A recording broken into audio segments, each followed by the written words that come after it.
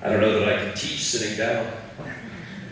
Bagi bapak ini dia bingung ya. Biasanya kalau ngajar itu berdiri, ini duduk. Ya karena kita seminar ya, bukan khotbah. They never let me sit in America. Iya, kalau di Amerika nggak pernah duduk. Kalau melayani Tuhan atau berkhotbah atau menyampaikan firman Tuhan. Tapi ini istimewa ya, seminar. So I think I'll have to move to Indonesia.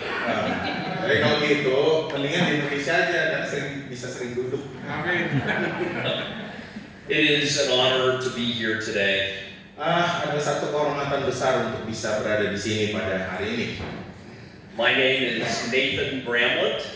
Nama saya, nama bapak ini adalah Nathan Bramlett. It is one of the rarest English names that you'll hear. Iya, jadi nama yang paling jarang dalam bahasa Inggris yang pernah kita dengar. Jarang banget nama itu. There are fewer than 3,000 in the world with my name. Iya, jadi kurang lebih 3.000-an nama seluruh Bramlett. Yeah. My family. Jadi nama keluarga Bramlett itu nggak terlalu banyak, ya di bawah 3.000 orang katanya. I serve as the pastor of Grace Baptist Church of Kittanning. Iya. Bapak ini melayani di daerah Kittanning di Pennsylvania, Amerika dengan nama gereja yaitu Grace Baptist Church atau Gereja Baptis Anugerah. By God's grace, I have received theological education at the undergraduate and graduate levels, and right now I'm working on my doctorate. Ya, atas kasih karunia Tuhan, Bapak ini sudah lulus pendidikan teologi sarjana dan sudah lulus juga pasca sarjana ya, master teologianya, dan saat ini sedang mengambil program doktoral. But I mention that for only one reason. Dan Bapak ini sebutkan keberhasilannya di S1 teologi dan S2 teologi itu ada alasannya, dan satu saja alasannya. My story is not the story of self-made success. Iya, alasannya bukanlah kisah kesuksesan yang dia mampu raih sendiri, bukan. All of my educational work is a part of the fruit of a local church's deep investment. Iya, jadi tolong dengar. Keberhasilan saya di S1 teologi dan S2 teologi itu sebenarnya buah dari investasi dalam gereja lokal di mana Bapak ini berjemaat sejak usia muda. Jadi bukan keberhasilan pribadi, tapi karena hasil dari jemaat di mana Bapak ini bergereja. I'm also very thankful for my wife Stacy. She is what makes my tea sweet. Iya, saya bersyukur untuk istri saya, katanya namanya Ibu Stacy, yang membuat hidup Bapak ini menjadi lebih indah, lebih manis. And we have 6 children. Iya, punya 6 anak, cukup banyak, sehalusin. They make my life hectic. Iya, dan bagi Bapak ini 6 anak bikin Bapak ini repot. They are 17, 16, 15, 13, 12, and 9. Paling tua 17, kedua 16, ketiga 15, keempat 13, kelima 12, terakhir yang keenam umur 9 tahun. Banyak. Sukses. I have 4 sons and 2 daughters. Ya, dari 6 itu 4 laki-laki, 2 perempuan. And serving as Christ as a husband and a father has strengthened my conviction that the church must love, teach, and prepare the next generation. Iya, melayani Kristus sebagai suami dan ayah justru telah membuat Bapak ini punya keyakinan bahwa gereja atau jemaat harus mengasihi, mengajar, dan mempersiapkan generasi penerus. Itu yang dia sampaikan. So the title of this seminar is Preparing the Next Generation for Ministry. Iya, dan judul dari seminar kita adalah menyiapkan generasi mendatang untuk melayani. By God's grace, I came to know Christ at the age of 7. Iya, atas anugerah Tuhan, Bapak ini selamat umur 7 tahun. Bapak ini percaya Yesus umur 7 tahun. So when we speak about preparing the next generation, I remember what it was to be that generation being trained. Iya, jadi kalau kita bicara mengenai persiapan generasi penerus, Bapak ini ingat bagaimana rasanya menjadi generasi yang dilatih sebelumnya oleh pendetanya. And I rejoice that I was not merely active in church life. Iya, dan saya juga bersukacita bahwa waktu saya ada di jemaat saya sebelumnya, saya bukan hanya aktif dalam kehidupan bergereja saja.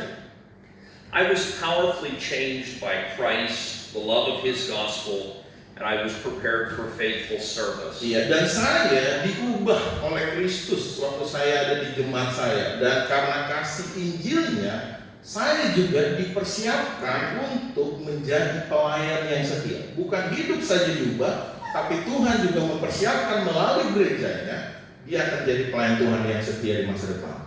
But it was because of men and women like you. Iya, dan itu berlaku juga bagi kita ya, laki-laki dan perempuan yang ada di tempat ini, who worked faithfully in the local church. yang memang melayani dengan setia di jemaat lokal kita masing-masing. As a boy and young man, I was included in the life of the church. Iya, sebagai anak laki-laki yang muda waktu itu, saya memang sudah dilibatkan dalam kehidupan berjemaat. Jadi saya terlibat dalam pelayanan jemaat. I joined the choir when I was 13. Iya, saya gabung dengan paduan suara, makanya tadi bagus suaranya. I started playing the piano for the church when I was 15. Dari umur 15 tahun sudah melayani Tuhan bagian musik instrumen yaitu piano. I served as a junior deacon at 16. Iya, dan bapaknya juga melayani sebagai diakon muda di pelayanan anak-anaknya di jemaatnya. Usia 16. Ya, usia 16.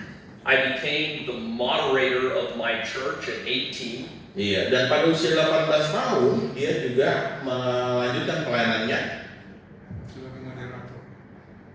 And I planted a church at 21. Iya, dan dia mulai melayani mendirikan jemaat umur 21 tahun.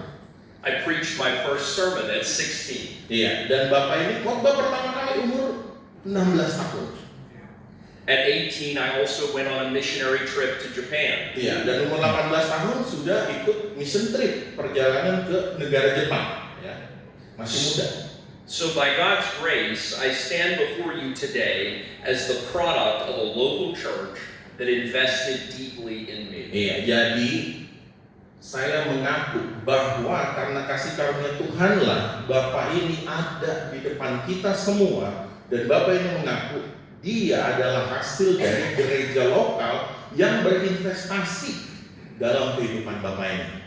So this subject is personal to me. Iya, dan topik ini sebenarnya itu bagi Bapak ini sifatnya begitu pribadi. But our authority for this burden is not personal experience. Dan bagi Bapak ini otoritas yang berlaku di dalam kehidupannya itu bukan pengalaman pribadi. Our authority is the Word of God. Ya, dan bagi Bapak ini dan harusnya bagi kita semua, otoritas dalam kehidupan kita hanyalah firman Tuhan atau Alkitab.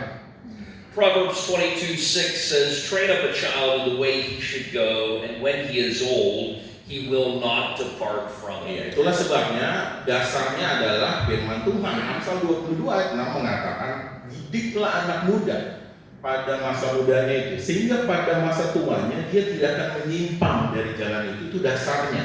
Dari sejak muda sudah diarahkan dari firman Tuhan. At the very least, this verse teaches us that the young must be trained. Iya. Jadi dari ayat ini Amsal 22 ayat 6 kita diingatkan bahwa kaum muda itu harus dididik, dipersiapkan untuk generasi penerus nanti. The young do not become wise without instruction. Ingat, kaum muda itu tidak akan bisa jadi bijaksana tanpa pengajaran. Harus ada pengajaran. They do not become godly without teaching. Ya, mereka juga tidak akan menjadi pemuda-pemudi yang saleh tanpa pengajaran. Pasti harus dengan pengajaran. They do not become useful servants of Christ without careful help. Ya, dan mereka juga generasi muda tidak akan jadi hamba Tuhan di masa yang mendatang kalau bukan tanpa bantuan yang cermat atau pengajaran yang baik dari firman Tuhan. That means the church cannot be passive. Iya, artinya dari yang semua sudah dijelaskan, jemaat atau gereja tidak boleh pasif, harus aktif mempersiapkan generasi muda, generasi penerus. We want the next generation to know Christ, to love the church, and to serve the Lord faithfully. Iya, kita pasti mau, apalagi pelayan-pelayan Tuhan yang saat ini sekarang sedang melayani. Kita mau orang-orang muda di gereja kita itu mengenal Kristus, mengasihi jemaat, dan juga melayani Tuhan dengan setia nanti sampai ke depan nanti. That is true for both boys and girls and young men and young women. Ya, itu berlaku baik laki-laki, perempuan, pokoknya generasi muda, laki-laki, perempuan itu harus dipersiapkan. It is never too early to start training your children. Tidak akan pernah terlalu cepat untuk mempersiapkan generasi penerus nanti itu. Within that larger work, the church must also recognize men whom God may be preparing for teaching and shepherding ministry. Dan sebagai pelayan Tuhan di dalam jemaat, kita juga sebagai pelayan Tuhan itu harus mengenali, jeli atau sensitif melihat orang-orang yang mungkin saat ini sedang dipersiapkan Allah untuk pelayanan, pengajaran, dan pengembangan di masa yang akan datang. Kita sendiri pelayan Tuhan harus sensitif untuk hal itu. So here is the burden for this seminar. Ya, ini yang menjadi beban ya, atau menjadi titik berat dalam seminar pada pagi ini. The church must intentionally prepare the next generation for faithful service in Christ's church. Penekanannya adalah gereja atau jemaat harus dengan sengaja mempersiapkan generasi berikutnya untuk pelayanan yang setia di gereja Tuhan. If we want the next generation to serve Christ faithfully, we must not leave them untrained. Iya. Kalau kita mau melihat generasi berikutnya menjadi pelayan Tuhan yang setia, kita yang generasi sekarang jangan membiarkan mereka tanpa pelatihan, tanpa pendidikan. Jangan. We must teach them by the word, involve them in the life of the church, help them grow in godliness and usefulness, and entrust them to the Lord who builds His church. Iya, kita harus mengajar mereka melalui firman Tuhan, melibatkan mereka dalam kehidupan berjemaat, membantu mereka bertumbuh dalam kesalehan dan kebermanfaatan, dan juga pada akhirnya kita percayakan kepada mereka apa yang Tuhan juga percayakan, artinya melibatkan mereka dalam membangun gereja Tuhan. And because I'm a Baptist pastor, Ya, dan karena Bapak juga ini adalah pendeta gereja Baptis. even when I teach, it has to have points. Iya, biasalah kalau gereja Baptis itu kalau khotbah ngajar harus ada outline-nya, ada poin per poinnya. So I want us to think about this seminar in 5 parts. Ya, seminar ini akan dibagi dalam 5 bagian. Ya, ada 5 bagian yang akan kita lihat dari seminar ini, poin-poinnya. First, the church must be intentional.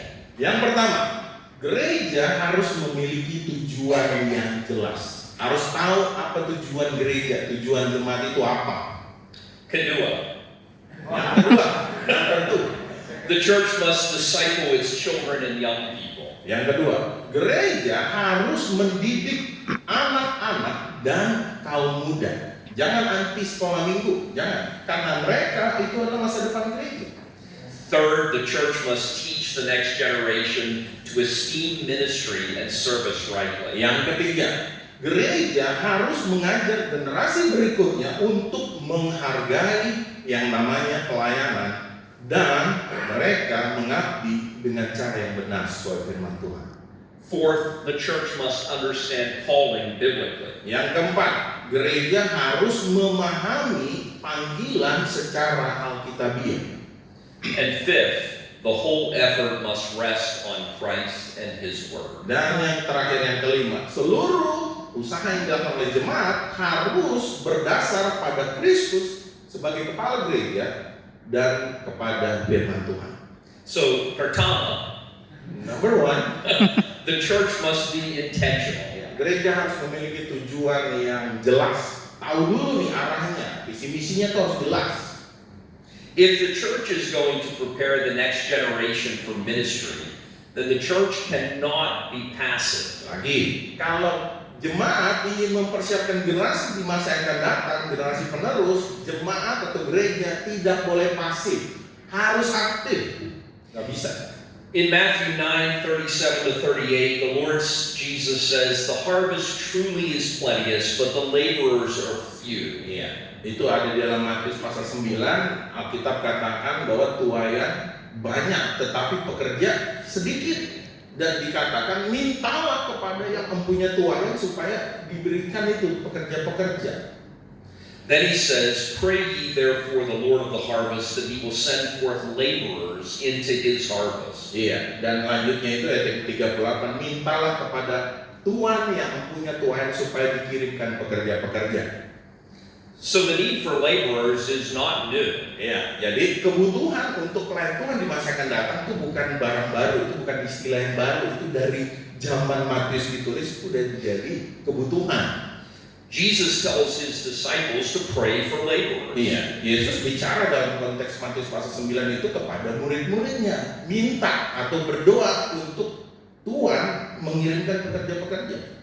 That means that the church cannot ignore this need. Iya, itu artinya jemaat jangan cuek terhadap kebutuhan ini. Karena apa? Tuaian banyak, pekerja sedikit. Minta kepada Tuhan, Tuhan kirimkan pekerja-pekerja. In Romans 10:14-15, Paul teaches that people must hear the gospel. Iya, That means preachers are necessary. Iya, Roma 10 ayat 14 dan 15, Paulus mengajarkan bahwa orang-orang harus mendengar Injil. Artinya pengkhotbah atau penginjil itu diperlukan. Dan itu juga berarti pengkhotbah atau penginjil harus diutus. But that means preachers must be sent. Iya, artinya memang para pengkhotbah atau penginjil itu harus diberikan wewenang untuk diutus, dikasih otoritas diutus untuk pemberitaan Injil. Then 2 Timothy 2:2 makes this even clearer. Ya, dan 2 Timotius 2 ayat 2 itu membuat ini jauh lebih jelas lagi. Paul tells Timothy to entrust the truth to faithful men who will be able to teach others also. Ya, Paulus menyuruh kepada Timotius untuk mempercayakan apa yang dia sudah dengar dari Paulus, dipercayakan kepada orang-orang yang dapat dipercaya, yang juga cakap mengajar orang lain. Jadi turun-temurun gitu ya. So the church must think beyond this present moment. Iya, jadi gereja harus berpikir bukan hanya saat ini saja bagaimana mengembangkan jiwa, tapi juga persiapan untuk masa depan. The church must ask not only who is serving now, but who is being prepared for the future. Iya, jemaat jangan hanya berpikir ini siapa nih yang melayani saat ini, ya, atau untuk bulan ini atau tahun ini, tapi juga bagaimana berpikir untuk tahun-tahun yang akan datang atau siapa pengganti kita selanjutnya. Masa depan. That's why the church must be intentional, pray for laborers, think generationally, and commit truth to faithful people. Iya, jadi itu yang tadi sudah disebutkan ya, bahwa memang jemaat itu harus berdoa untuk mempersiapkan para pekerja, kemudian juga mengutus dan juga seperti dalam Timotius mempercayakan apa yang sudah didengar dari firman Tuhan kepada orang yang dapat dipercaya, seterusnya seperti itu. But hear this. Dan ini yang harus kita dengar. Intentionality does not mean self-sufficiency. Iya, jadi kita dengan sengaja mempersiapkan itu bukan berarti kita sudah merasa cukup ya. It does not mean manipulation. Dan itu juga bukan berarti kita memanipulasi untuk persiapan kita. It does not mean that the church can create ministers by technique. Iya, dan juga bukan berarti kita bisa atau sejemaat itu bisa mempersiapkan pelayan Tuhan itu dengan teknik-teknik, dengan pemikiran kita sendiri, bukan itu maksudnya. Because Christ is the one who builds his church. Kenapa? Karena hanya Yesuslah atau Kristuslah yang mendirikan jemaatnya, bukan kita pelayan Tuhan. Kita hanya disuruh mempersiapkan, tapi Kristus yang membangun jemaatnya. In 1 Corinthians 3:6-7, Paul says, "I have planted, Apollos watered, but God gave the increase." Ingat dalam 1 Korintus pasal yang ke-3, di situ dikatakan bagi Paulus dia yang menanam, kemudian Apolos yang menyiram, tetapi yang memberikan pertumbuhan dan yang terutama adalah Allah. Allah yang memberi pertumbuhan. So the church must labor, teach, and pray, but Christ alone gives the increase. Jadi rumusnya adalah jemaat atau gereja itu bekerja, mengajar, dan berdoa. Tetapi Kristus sendirilah, hanya Yesus Kristuslah yang memberikan pertumbuhan. That brings us to the second point. Ya, itu yang akan membawa kita ke poin yang kedua. Tadi yang pertama itu kan gereja harus memiliki tujuan yang jelas. Sekarang poin yang kedua.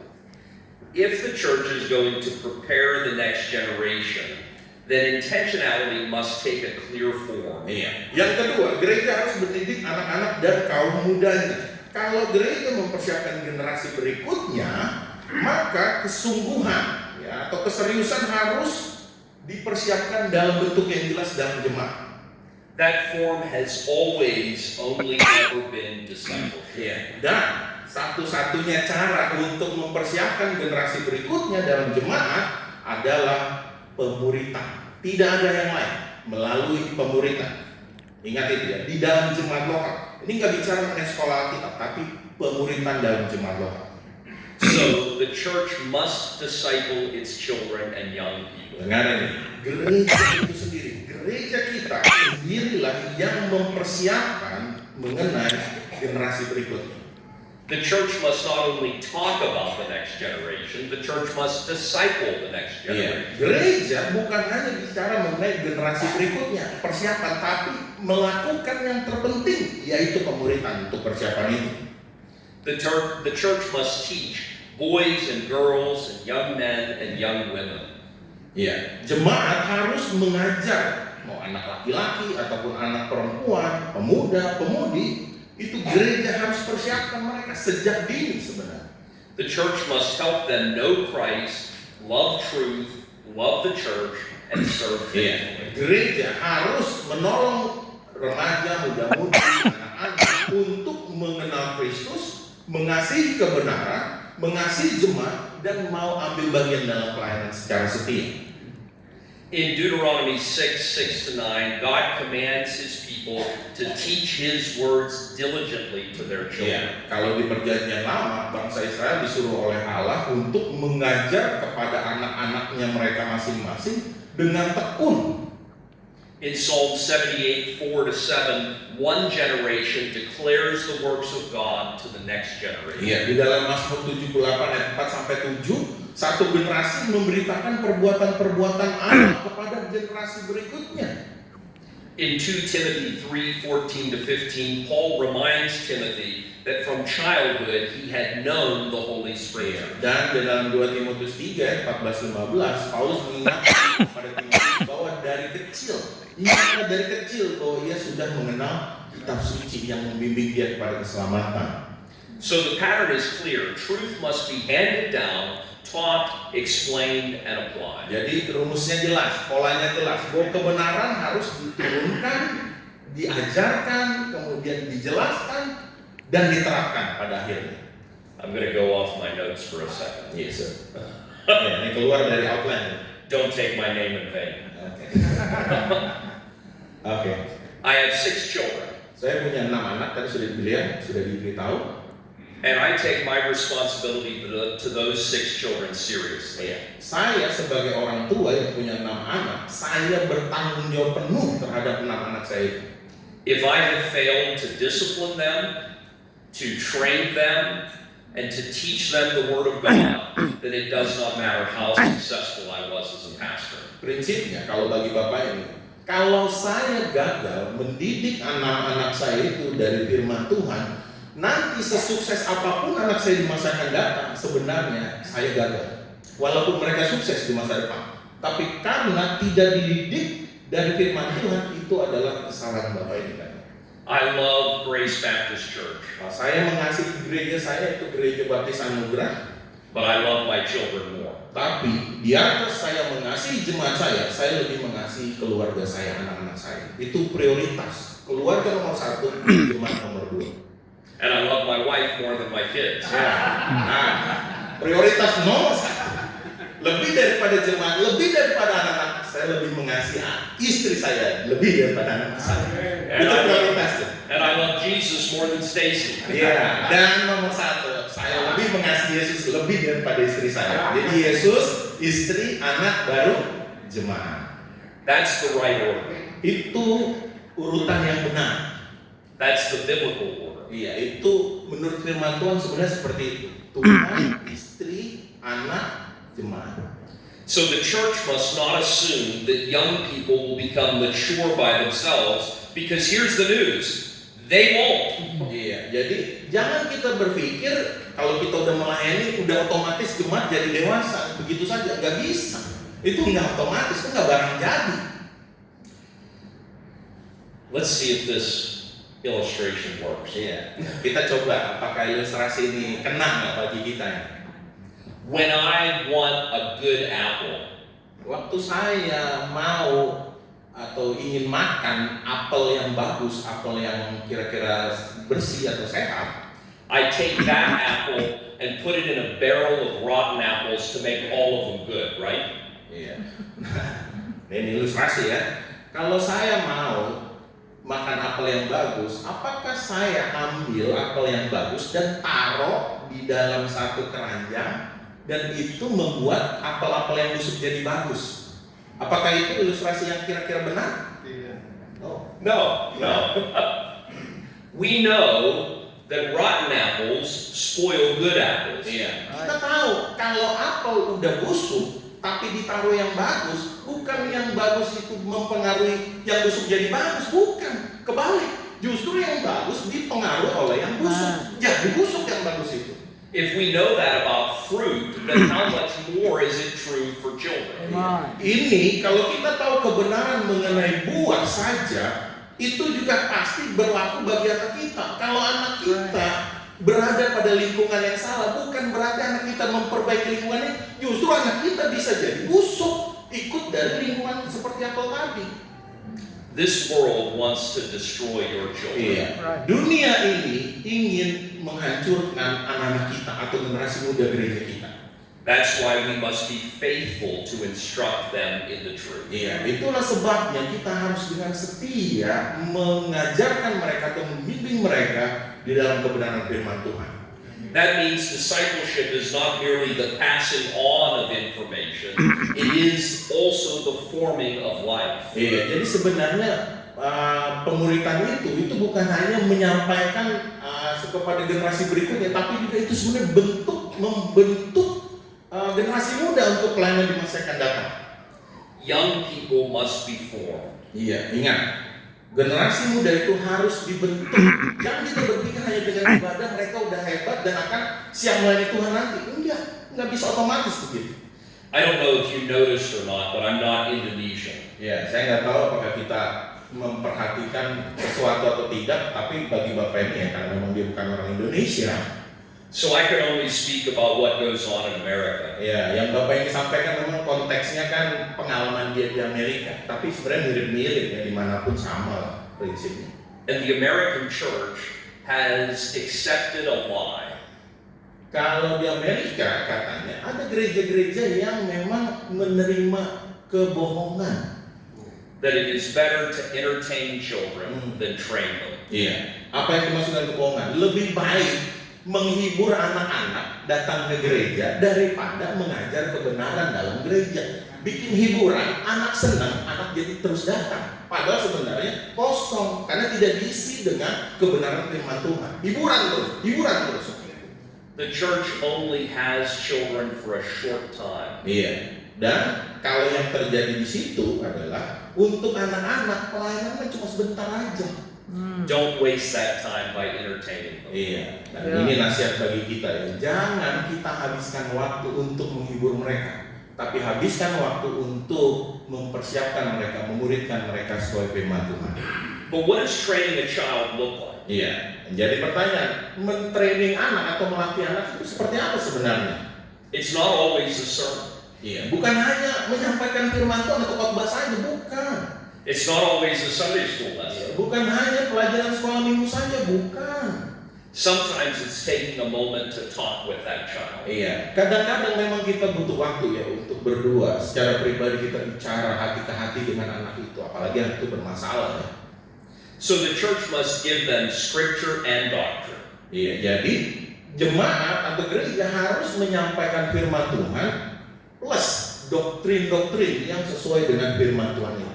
The church must teach them how to pray. Iya, jemaat atau gereja, pendeta, gembala sidang harus mengajarkan anak-anak bagaimana berdoa. The church must set before them examples of godliness. Iya, jemaat harus mengajarkan mereka contoh bagaimana hidup saleh sebagai anak-anak. Let's go off notes again. Iya, kita lagi keluar dari outline ini. Gak apa-apa, seru juga. Sister Karen comes to, when she's in America, she comes to our house every Sunday afternoon. Iya, Miss Karen. Memang Miss Karen anggota jemaat Bapak ini. Setiap hari Minggu sore pasti Iya. Oh, setelah kebaktian pagi. Saya pikir apa untuk sore. Oke. Baik, habis kebaktian pagi pasti Miss Karen datang ke rumah Bapak Ibu ini. And I love that my kids get to spend time with her. Dan saya senang anak saya menghabiskan waktu untuk berdiskusi, bicara atau sharing dengan Miss Karen. She is an example of godliness to them. Ya. Bagi Bapak ini, Miss Karen ini contoh orang yang bisa dijadikan teladan bagi anak-anaknya. Dengan berbicara dengan hamba Tuhan, orang yang saleh, anak-anak itu bisa mendapatkan berkat penjelasan-penjelasan dari Miss Karen. My kids have grown up sitting on the laps of godly men and women. Iya. Bagi Bapak ini, dia bilang, 6 anak Bapak ini itu bertumbuh dan bahkan sampai seperti duduk bersama dengan orang-orang yang hidupnya dipakai Tuhan. Itu menjadi pengaruh baik positif bagi anak-anak Bapak ini. That's being a part of the local church. Ya, itu bagian dari jemaat lokal. Itu yang terjadi di keluarga saya. Dan keluarga saya itu anak-anaknya itu anggota jemaat. Dan sekarang kasih pengaruh yang baik bagi anak-anaknya. Ephesians 4:11-16 teaches that Christ gave pastors and teachers for the maturing of the saints. Ingat, di dalam Efesus pasal 4 di situ dikatakan bahwa Kristus memberikan kepada jemaat gembala-gembala, kemudian guru-guru, pengajar-pengajar, penginjil-penginjil untuk memperlengkapi orang-orang kudus dalam jemaat. Colossians 1:28 says that the goal is to present every man mature in Christ. Dan di dalam Kolose pasal 1 ayat 28, tujuan dari jemaat adalah untuk memimpin setiap orang kepada kesempurnaan. Akhirnya kan menjadi sempurna dalam Kristus. So the aim is maturity, not amusement. Ingat, tujuan jemaat mempersiapkan generasi mendatang itu adalah kedewasaan. Supaya mereka jadi dewasa, bukan hiburan, bukan entertainment. The aim is not merely activity, the aim is to help them grow into stable and holy Christians. Tujuannya adalah bukan hanya aktivitas dalam gereja, tetapi tujuan utamanya adalah membantu generasi muda itu untuk bertumbuh menjadi orang Kristen yang teguh dan kudus. Dan itu yang bisa dilakukan melalui pemuritan. And I have bad news for you. Tapi dari semua yang saya sudah jelaskan, ada kabar buruknya nih. That work is slow work. Iya, kabar buruknya apa? Pemuritan bukan makan cabai, langsung pedas habis itu. Enggak, itu makan waktu yang lama. Itu proses yang panjang. Itu kabar buruk katanya. But it is necessary work. Tapi ingat, sekalipun itu proses dan makan waktu, tetap yang namanya pemuritan itulah hal yang terpenting dalam jemaat. Give the young people examples to follow. Iya. Beri contoh bagi generasi muda di dalam gereja kita, hal-hal untuk mereka ikuti. Kasih contoh kepada mereka. In 1 Corinthians 11:1, Paul says, "Be ye followers of me, even as I am of Christ." Iya, dan memang Paulus sendiri bilang ya kepada orang-orang yang menerima suratnya dalam 1 Korintus 11, ikutlah aku, karena aku menjadi pengikut Kristus, sama seperti aku menjadi pengikut Kristus. Jadilah pengikut. In Philippians 3:17, he tells believers to follow faithful examples. Ya, di dalam Filipi 3:17 dia juga memberitahukan kepada jemaat di Filipi untuk menyuruh orang-orang di Filipi yang percaya untuk mengikuti teladan yang setia. The young people need to see prayer, service, humility, patience, and perseverance. Iya, jadi kaum muda dalam gereja kita harus melihat apa yang terjadi di jemaat kita itu. Mereka harus melihat ada doa, jemaat itu berdoa, jemaat itu melayani, jemaat itu rendah hati, jemaat itu sabar, dan ketekunan juga dilihat oleh kaum muda, terlebih dari pendetanya masing-masing. So let them observe pastors, missionaries, elders, and teachers. Ya, ini yang penting. Biarlah kaum muda melihat kita, pelayan-pelayan Tuhan. Ada gembala, ada misionaris, ada diakon-diakon, ada guru-guru sekolah minggu. Biar mereka melihat kita, meneladani kita. Itu yang perlu, itu yang penting. Let them observe godly men and women and parents who love Yeah. Christ. Dan bukan hanya pelayan-pelayan Tuhan yang mereka jadikan contoh, yang mereka lihat, tapi juga anggota-anggota jemaat yang hidupnya saleh, yang hidupnya berkenan kepada Tuhan. Biar anggota jemaat jadi contoh bagi generasi muda. Let them observe older saints who walk Yeah. steadily with God. Bukan hanya anggota jemaat, tapi orang-orang yang sudah tua atau senior yang sudah lama berjemaat. Biar mereka jadi contoh bagi generasi muda. Generasi muda melihat, oh, yang tua itu masih setia, apalagi saya, kan seperti itu harusnya ya. Because intentional discipleship is seen in the lives of the saints. Karena sebenarnya pemuritan pun bukan hanya mengajarkan firman Tuhan, tapi jadi teladan bagi orang yang dimuridkan. Bagus menyampaikan firman Tuhan, tapi hidup harus sesuai dengan firman Tuhan itu sendiri. Jadi contoh yang benar. But hear this as well, intentional service must include, or intentional discipleship must include real service. Nah itu dia. Kalau kita mau melakukan pemuritan yang benar, firman Tuhan harus diajarkan, tapi pengajar juga atau yang orang yang membuat murid harus jadi contoh juga dari apa yang diajarkan harus dia lakukan. Do not wait until adulthood to begin Yeah. using these young people. Ya, jangan menunggu sampai mereka dewasa untuk mulai membentuk kaum muda untuk melayani Tuhan dengan setia. Jangan tunggu nanti. Mulai dari sekarang lakukan pemuritan di gereja kita masing-masing. Jangan tunggu. Luke 16:10 teaches that faithfulness in little things matters. Dalam Lukas dikatakan, kita harus mengajarkan bahwa kesetiaan itu dimulai dari hal-hal yang kecil. Kan dikatakan ya, barang siapa setia dalam perkara kecil, nanti dipercayakan perkara besar. In 1 Timothy 4:12, Timothy is told not to let anyone despise his youth, but to be an example. Dan dalam 1 Timotius 4 ayat 12 dikatakan, janganlah seorang pun menganggap engkau rendah karena engkau muda, tapi jadilah teladan bagi orang-orang percaya dalam berbagai hal ya. So let the young people serve. Ingat, kasih kesempatan orang muda melayani. Jangan pegang semua. Let them read scripture. Iya. Let them help. Learn to pray publicly. Assist in appropriate ministries. Yeah. Learn responsibilities and let them learn steadiness. Iya. Ingat, kasih yang muda melayani, kasih mereka kesempatan. Bisa mereka dengan membaca Alkitab dalam kebaktian jemaat, bisa juga menolong dalam pelayanan, kemudian bisa juga belajar berdoa atau biarkan atau minta mereka berdoa di depan umum atau di kebaktian jemaat. Biarkan mereka belajar mendapat tanggung jawab dan biar juga mereka diajarkan mengenai keteguhan doktrin itu tadi. Some of these young men who you let serve might one day be the next pastors of the churches. Ingat, orang muda yang kita layani sekarang mungkin suatu hari nanti mereka akan juga jadi pelayan-pelayan Tuhan di masa yang akan datang. Kita nggak pernah tahu, tapi lakukan pemuritan di gereja kita.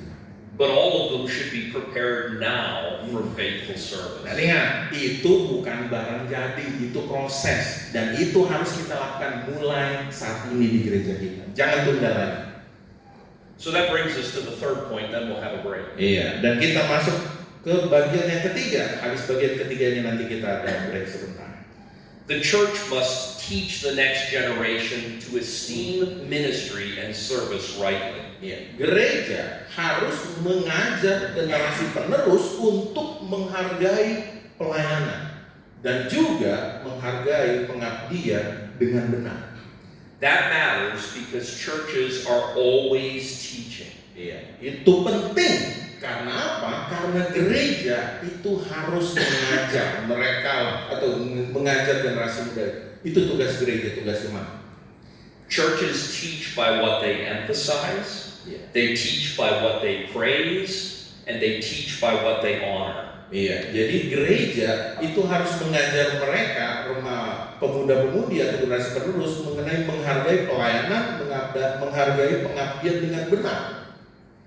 If a church constantly honors money, comfort, status, and worldly success, but rarely speaks with gratitude and seriousness about serving Christ and His people, the next generation will notice. Ini perhatikan ya. Kalau gereja terus-menerus menghormati yang namanya uang, kenyamanan, status, dan kesuksesan duniawi, tapi jarang berbicara dengan rasa syukur dan keseriusan tentang melayani Kristus, nanti generasi penerus itu akan menyadari, oh, uang lebih penting, ya, kehormatan atau penghargaan duniawi itu lebih penting daripada melayani. Itu dimulai juga dari gereja kita. Ask yourself 2 questions. Ya, tanya kepada diri kita, khususnya pendeta-pendeta, 2 pertanyaan ini. Who are my heroes and who are my children's heroes? Ya, siapa bagi kita pahlawan? Yang kedua, siapa pahlawan bagi anak-anak kita? Siapa yang kita idolakan? Itu menjadi pertanyaan dalam diri kita setiap pendeta. 2 pertanyaan ini. My heroes growing up were Charles Spurgeon. Kalau menurut Bapak ini yang dia idolakan ya, itu adalah Charles Spurgeon.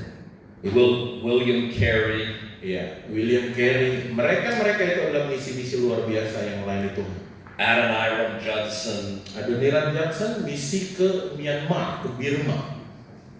Martin Luther, John Calvin. Yeah. That's the men I looked up to. Iya, mereka yang disebutkan itu adalah idola, ya, seperti teladan bagi Bapak ini, karena memang mereka orang-orang yang luar biasa dipakai Tuhan.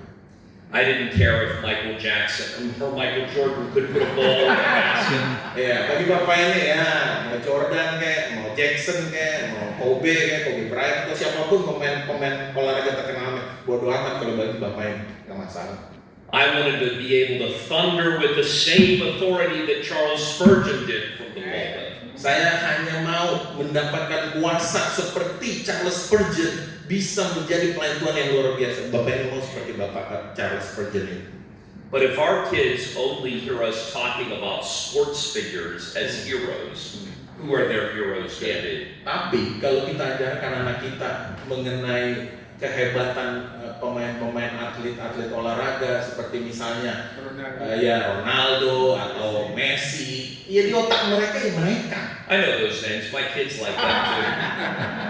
Ya kalau ngomong mengenai Messi, iya saya tahu, anak saya juga mengidolakan mereka. It's still a work in progress. Ya, oke lah. Itu kan masih hal positif juga ya, pemain bola supaya anak saya juga pada sehat. So the church must speak rightly about service. Jadi sebenarnya gereja atau jemaat harus berbicara dengan benar tentang yang namanya pelayanan. The church must speak rightly about ministry. Iya, pelayanan itu harus disampaikan dengan benar kepada generasi muda, generasi penerus. But Scripture also teaches us that the ministry of the Word is especially weighty. Iya, jadi kita juga harus memberitahu ya bahwa pelayanan itu menanti. Memang pelayanan bukan hanya saat ini, tapi kan terus ya sampai Yesus datang.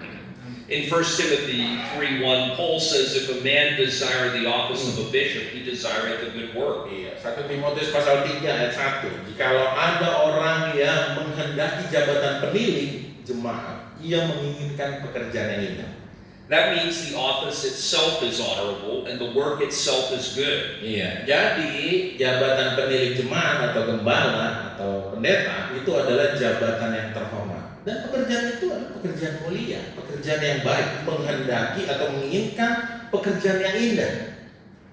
The ministry is not a lesser calling and it is not a second-rate life. Ingat, pelayanan bukan panggilan yang rendah, tapi justru itu adalah nomor 1. Pelayanan bukan panggilan kelas 2, bukan. Itu nomor 1, bahkan yang termulia sebenarnya.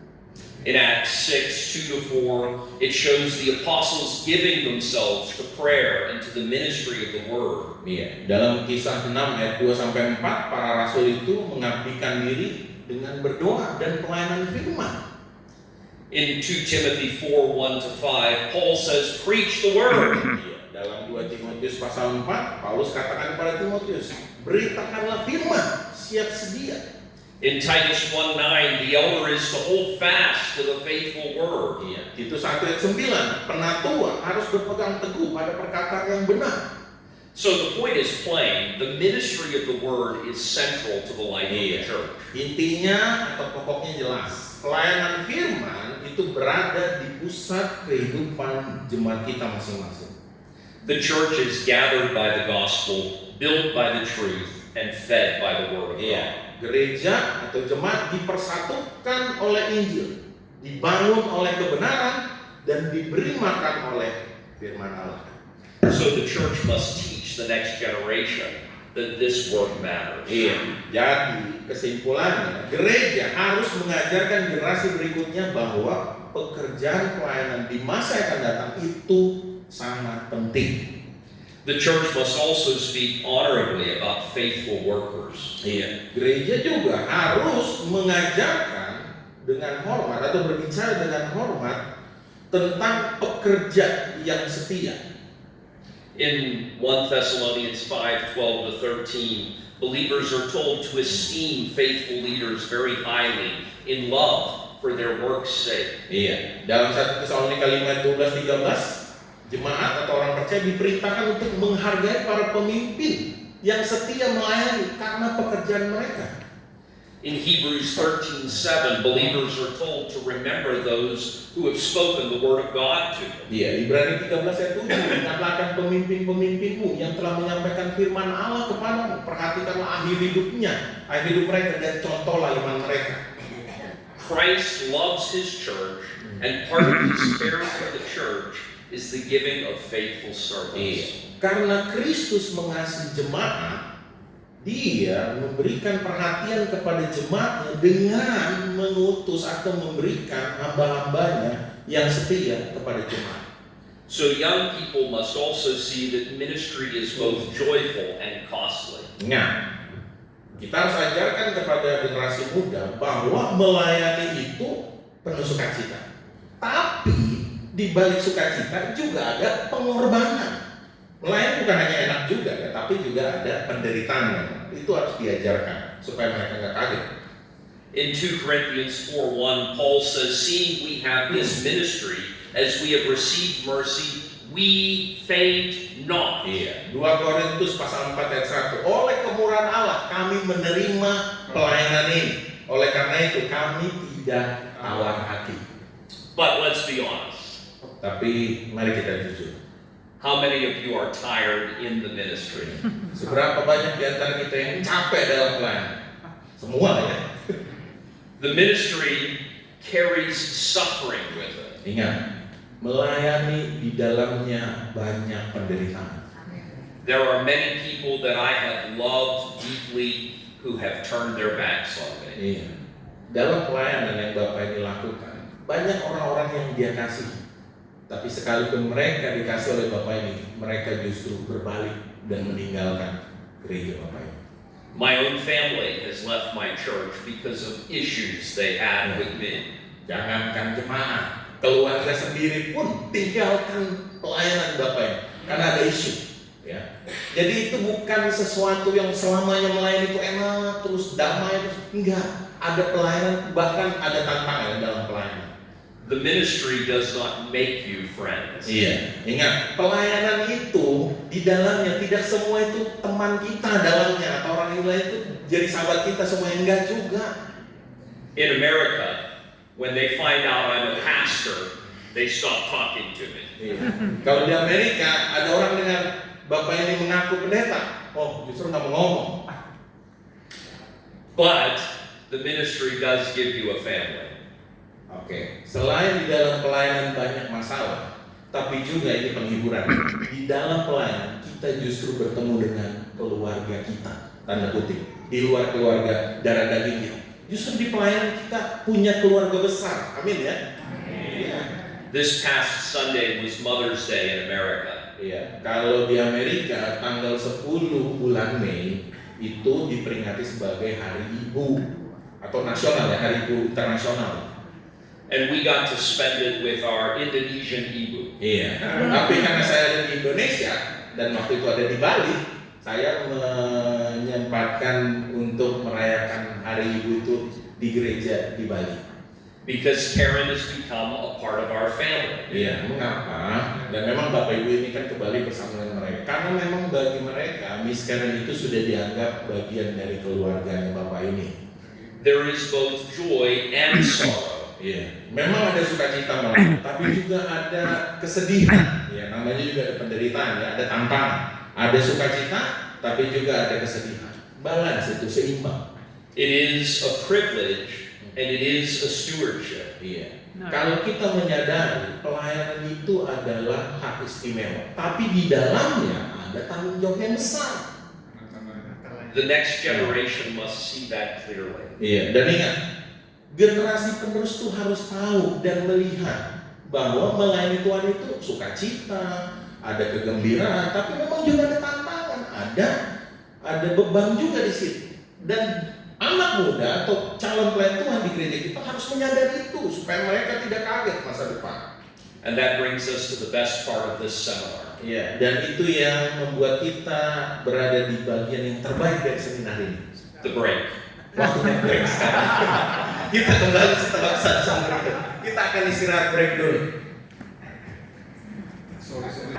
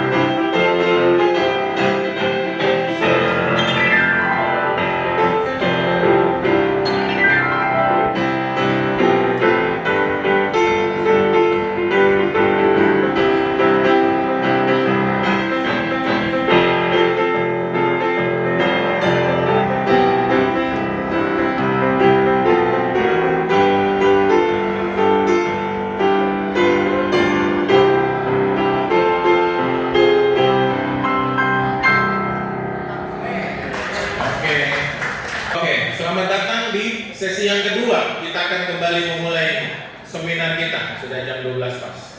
We left off with the fourth point. Iya, kita tadi berhenti di sebelum masuk ke poin keempat.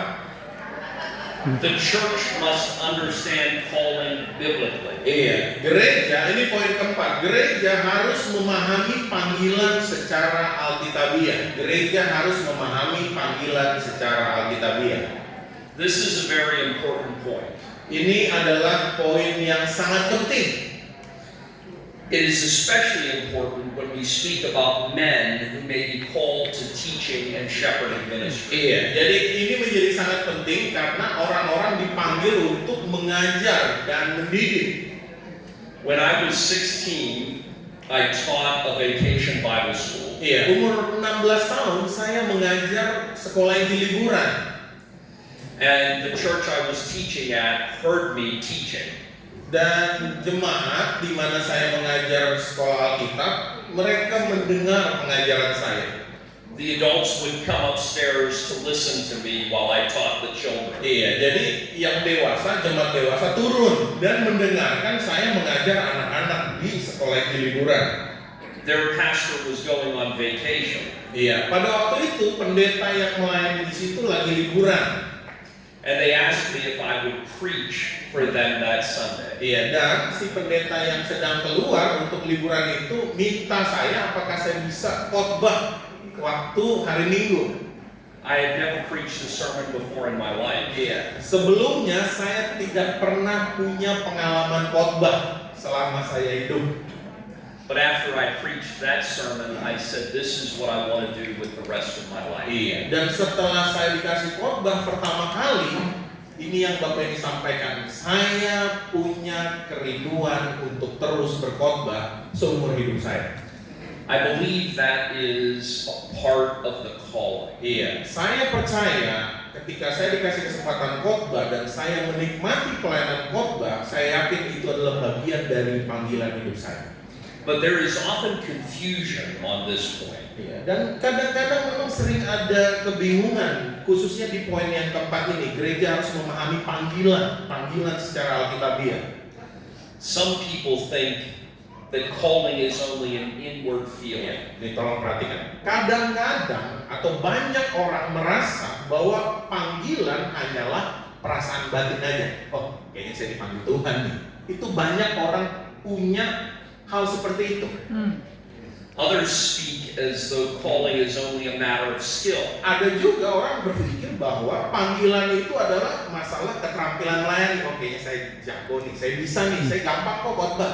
Dan merasa bahwa, oh itu panggilan Tuhan bagi saya. But Scripture gives us a better way. Ya, tapi sebenarnya firman Tuhan memberi kita cara yang lebih baik untuk mengetahui kita itu benar dipanggil Tuhan atau tidak. Let's call this the inward and the outward call. Iya, jadi kita akan melihat dan ini dinyatakan dalam dua hal ya, panggilan yang di dalam dan panggilan yang di luar. For any real ministry, there has to be an inward desire. Iya. Untuk pelayanan yang benar, yang sesungguhnya, panggilan itu harus ada dan itu dimulai dari dalam diri kita. We read earlier in 1 Timothy 3:1 that Paul said if a man desires the office of a bishop, he desires a good work. Iya, tadi sudah kita dengar dari 1 Timotius 3 ayat 1, Paulus berkata, orang yang menghendaki jabatan penilik jemaat, ia menginginkan pekerjaan yang indah. A man may truly desire this work. Iya, pekerjaan yang indah. Orang ini menginginkan, orang yang menghendaki jabatan penilik jemaat. He may genuinely long to serve Christ and His people through the ministry of the Word. Iya, orang ini mungkin benar-benar merindukan atau menginginkan, menghendaki melayani Kristus dan umatnya melalui pelayanan firman. Itu yang dikatakan 1 Timotius 3 ayat 1 tadi. And that desire should not be mocked. Ingat, kalau ada orang yang bercita-cita atau berkeinginan, berkehendak ingin jadi pelayan Tuhan, jadi penilik jemaat, jadi pendeta, tolong orang itu jangan diejek. But hear this. Tapi dengarkan ini saya. Desire alone is not enough. Ingat, keinginan saja untuk jadi pendeta, jadi gembala sidang, bukan hanya itu doang. Tidak, ada lagi yang lain. A feeling is not the same as a call. Ingat, perasaan tidak sama dengan panggilan. Oke, saya rasa dipanggil Tuhan. Itu perasaan, beda dengan panggilan Tuhan yang benar dalam hidup kita. A strong impression is not the same as a call. Ingat, bukan hanya perasaan, tapi juga kesan, bahkan yang begitu kuat di dalam kita itu tidak sama dengan panggilan juga. Private certainty is not the same as a call. Iya, bahkan kepastian pribadi pun tidak sama dengan yang namanya panggilan Tuhan. In Jeremiah 23:21, the Lord says, I have not sent these prophets, yet they ran. Iya, dalam Yeremia 23:21, bahkan Tuhan sendiri berkata, bukan aku yang mengutus nabi-nabi ini, namun mereka berlari. In Hebrews 5:4, Scripture says, no man taketh this honor unto himself. Iya, dalam Ibrani 5:4, firman Tuhan berkata, tidak seorang pun mengambil kehormatan ini untuk dirinya sendiri. So the church must not teach young men to merely trust in inward impression. Karena semua alasan itu, kita sebagai gereja atau jemaat atau sebagai pelayan Tuhan tidak boleh mengajarkan kaum muda untuk hanya mengandalkan kesan batin.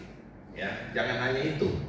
The outward call involves character, gifting, and church recognition. Panggilan lahiriah atau yang di luar itu melibatkan karakter orang itu, kemudian karunia atau panggilan Tuhan atau pemberian dari Tuhan, dan pengakuan gereja. Jemaat pun harus mengakui kalau benar orang itu dipanggil Tuhan. In 1 Timothy 3:1-7 and Titus 1:5-9, Paul points to observable qualifications. Dari 1 Timotius pasal 3 ayat 1 sampai 7 mengenai syarat penilik jemaat, dan juga Titus 1 ayat 5 sampai 9, Paulus menunjukkan kualifikasi atau persyaratan yang dapat diamati untuk orang itu dalam jemaat jadi pelayan Tuhan nanti. He points to character, doctrine, maturity, and the ability to teach. Paulus menunjukkan kepada karakter orang itu, bagaimana dia mengetahui mengenai doktrin, bagaimana dia dewasa secara rohani, dan juga kemampuan untuk mengajar. Itu penting. Kalau di dalam 2 Timotius kan cakap mengajar, harus cakap mengajar. 1 Timotius 3. If a man is a liar, don't make him a pastor. Dengar nih. Kalau kita tahu di jemaat kita ada pembohong, jangan jadikan dia pelayan Tuhan atau pendeta. Jangan. If a man is known for having a bad character, don't make him a pastor. Kalau kita dengar ada orang di gereja kita yang ngaku mau menjadi pelayan Tuhan, tapi dia karakternya atau sifatnya buruk, itu jangan jadikan dia pendeta. If a man loves to speak more than he loves the church, don't make him a pastor. Kalau orang kebanyakan ngomong lebih daripada dia mengasihi gereja atau jemaat Tuhan, jangan jadikan dia pendeta. Kalau orangnya kebanyakan ngomong. Because Scripture does not locate the recognition of ministry only in private experience. It also locates it in public qualification. Mengapa? Karena firman Tuhan tidak hanya menempatkan pengakuan pelayanan pada pengalaman pribadi, tapi juga firman Tuhan menempatkan orang yang mau jadi pelayan Tuhan itu dengan kualifikasi publik yang terbuka dan diketahui banyak orang. At 11 and 12, people were telling me, you're going to be a pastor someday. At the ages of 11 and 12. Umur 11 atau 12 tahun, banyak orang yang bilang ke bapak ini bahwa nanti bapak akan jadi pendeta nanti. I told them no. Bapak ini bilang, nggak mungkin saya jadi pendeta. Padahal orang udah ngomong bahwa bapak ini mungkin nanti akan jadi pendeta. I wanted to be a history teacher. Saya nggak mau jadi pendeta, saya mau jadi guru sejarah aja nanti. I figured I'm boring enough to be a history teacher. Dan akhirnya saya mikir, nggak taunya jadi guru sejarah membosankan juga. That might not translate. That was a joke. Laugh for my sake. Itu sebenarnya adalah lelucon atau humor saja. Itu untuk bagi pribadi bapak ini. Nggak ngerti kan? Karena itu buat dia doang. Itu jokes buat dirinya sendiri. Karena orang ada yang bilang dia nanti jadi pendeta, dia nggak percaya. Jokes don't translate, huh?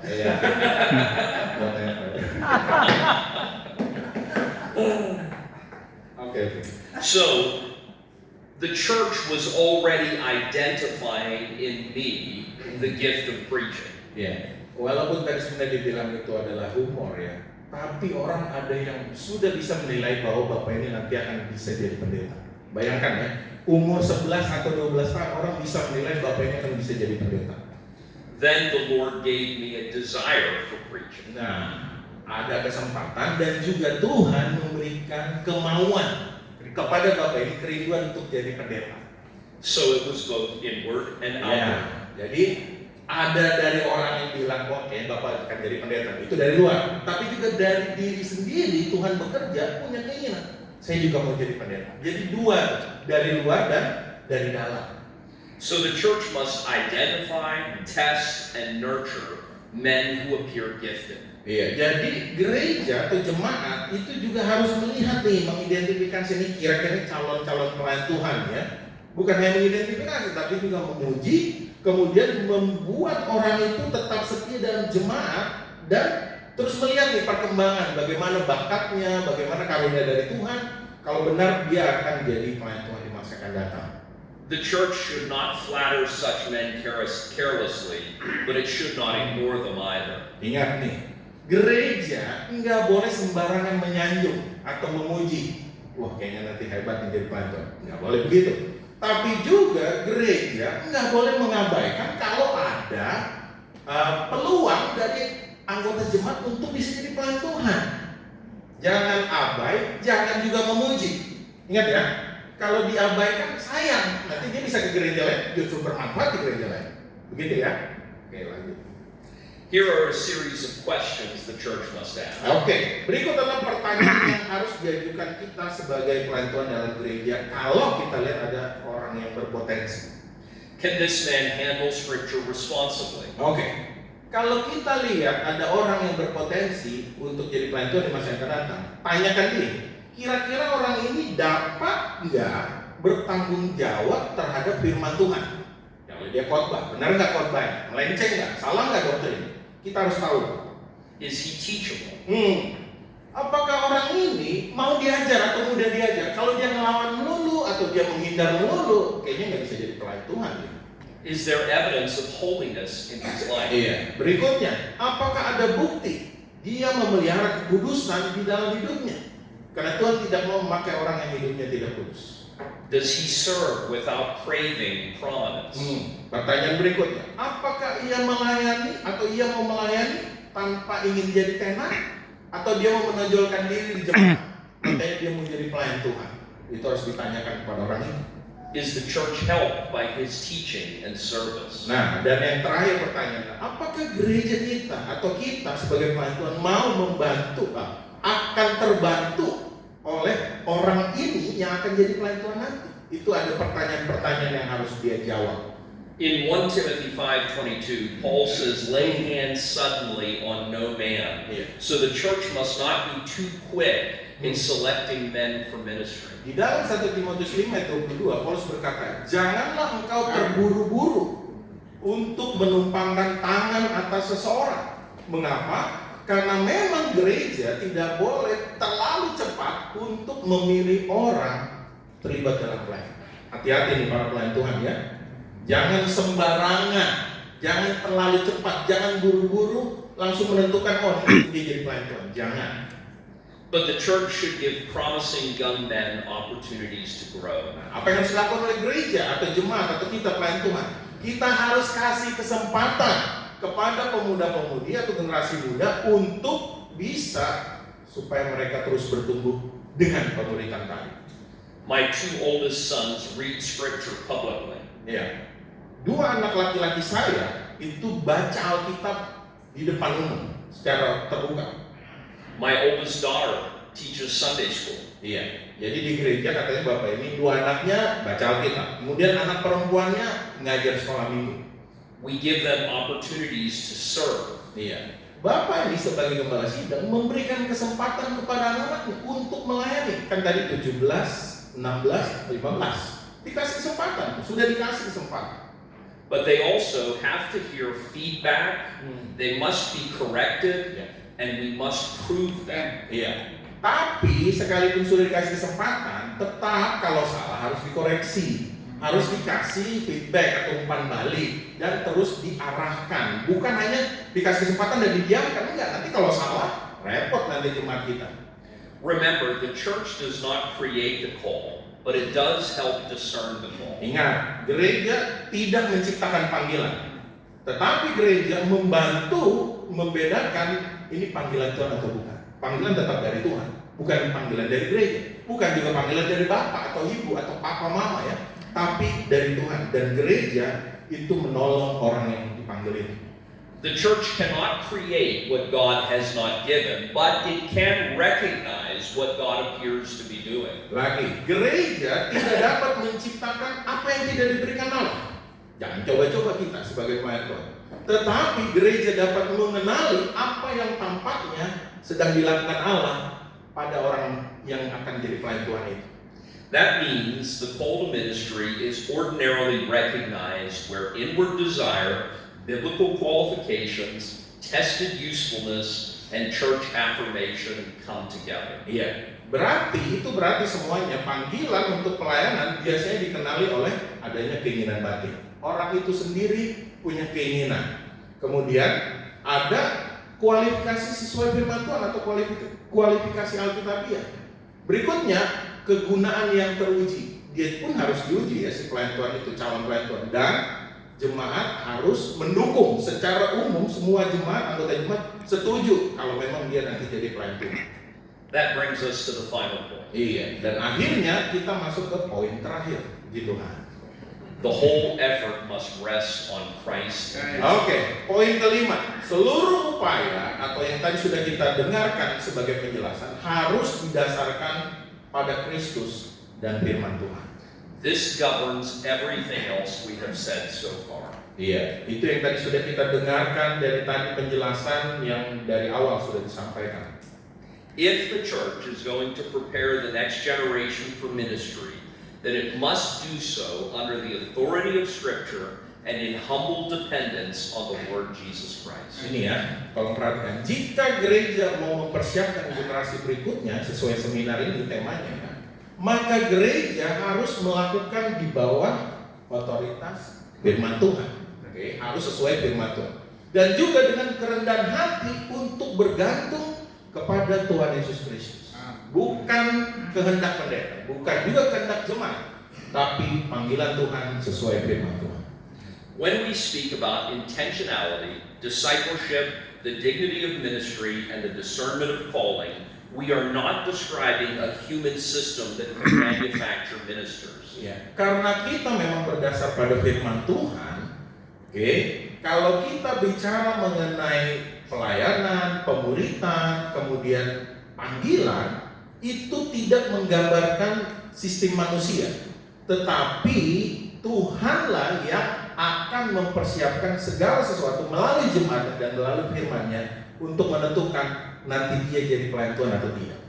We are simply describing the means that Christ often uses. Kita sebagai pelayan Tuhan, patokannya Kristus, dan apa yang Kristus lakukan terhadap murid-muridnya dalam memilih muridnya, itu yang kita lakukan dalam kita mempersiapkan generasi berikutnya.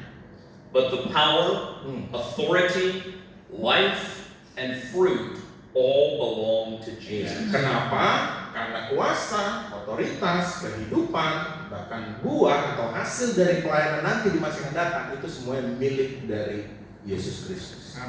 Matthew 16:18, Jesus says, I will build my church. Matius 16 ayat 18, Yesus berkata, di atas batu karang ini aku akan mendirikan jemaat. Aku hanya huruf besar, bukan Petrus yang mendirikan. Aku akan mendirikan jemaat.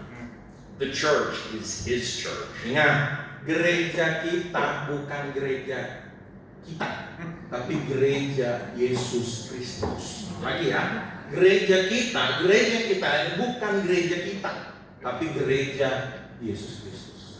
So the future of the church does not finally rest on us, but on Him. Karena gereja kita adalah gereja Kristus, gerejanya punya Yesus Kristus. Jadi masa depannya pun itu bergantung pada Yesus Kristus, bukan pada kita, si pelayan Tuhannya.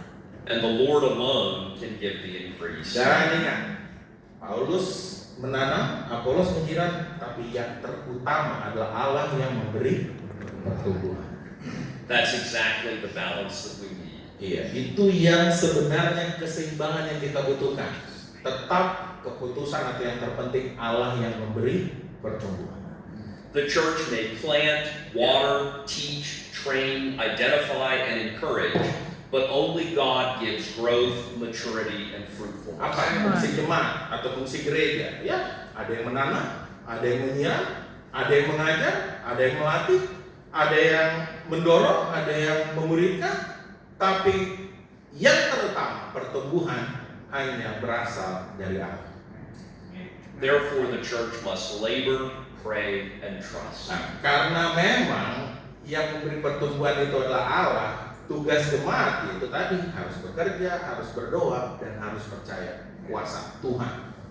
Remember, if the church wants laborers, then the church must pray for Iya. laborers. Kalau di dalam Matius 9:38 dikatakan mintalah kepada Tuhan yang punya tuayan, itu artinya jemaat harus berdoa kepada Tuhan supaya Tuhan mengirimkan pelayan Tuhan lagi kepada kita. And Scripture must govern both the goal and the method. Iya. Dan itu memang harus berdasarkan firman Tuhan, baik tujuan maupun rencana dari jemaat harus berdasarkan firman Tuhan. We do not manipulate young people into ministry. We do not lower standards to fill pulpits. We do not define calling by sentiment. We submit to biblical patterns. Iya.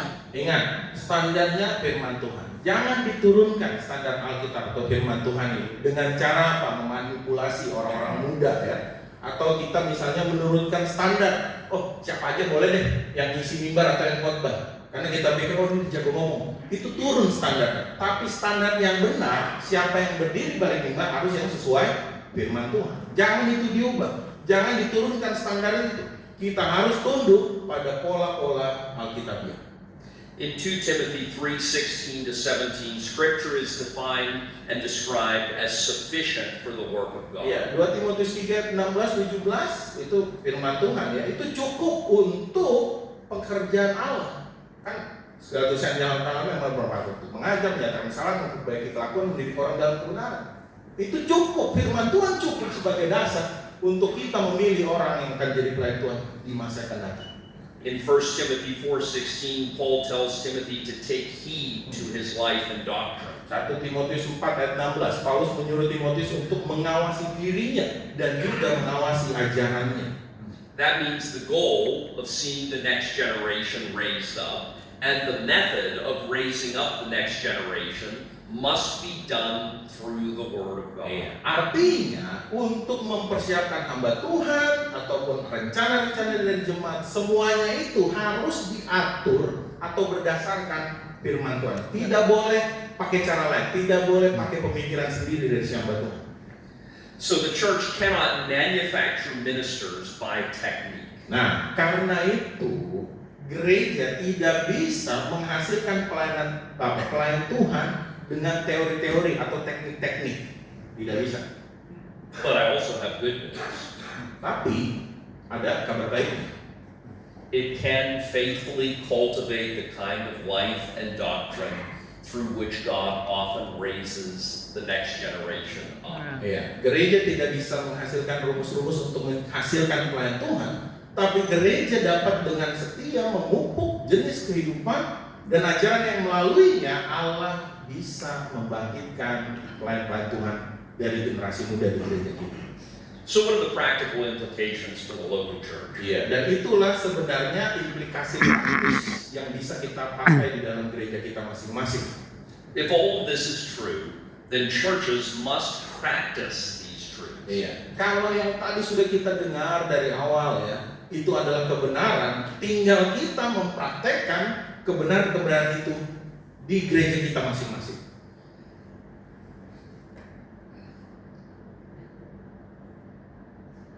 I love the fact that my kids love church. Iya. Saya senang dengan kenyataan bahwa 6 anak-anak saya mengasihi pelayanan Tuhan di dalam jemaat. I have never heard my kids say, "Do I have to go to church?" Saya nggak pernah dengar keluar dari kata-kata anak saya pertanyaan, apakah saya harus pergi ke gereja? Nggak pernah. Because for them, that is a place that they love. Iya. Karena apa? Nggak pernah saya dengar keluar kata-kata apakah saya harus pergi ke gereja. Karena bagi 6 anak saya, gereja adalah tempat yang mereka sukai, di mana mereka bisa melayani Tuhan.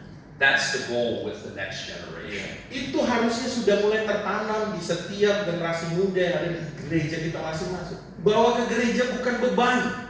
Datang ke gereja itu bukan keharusan, tapi itu adalah kerinduan ya, karena mengasihi. Ada kasih yang besar terhadap Yesus Kristus dan itu dilakukan di dalam gereja. Each church represented here today Iya. Dari setiap kita yang berasal dari gereja lokal kita masing-masing yang mewakili di sini, ought to be a place that the children love to go to. iya. Nanti pulang ke gereja kita, biarlah anak-anak, generasi muda, anak-anak kecil, remaja-remaja di gereja kita menyadari gereja kita adalah tempat di mana mereka bisa menikmati kebenaran, bukan jadi beban datang ke gereja. So that brings us to the final conclusion. Dan akhirnya kita masuk kepada kesimpulan. As we come to the end of this seminar, let me leave you with this final verb. Iya, sebelum kita akhiri seminar ini ada beban yang Bapak ini akan berikan kepada kita. Churches must think beyond the present moment. Iya, dari semua yang dijelaskan, sebenarnya itu katanya hal yang singkat saja. Gereja tuh harus berpikir lebih dari yang sebenarnya tadi sudah disampaikan.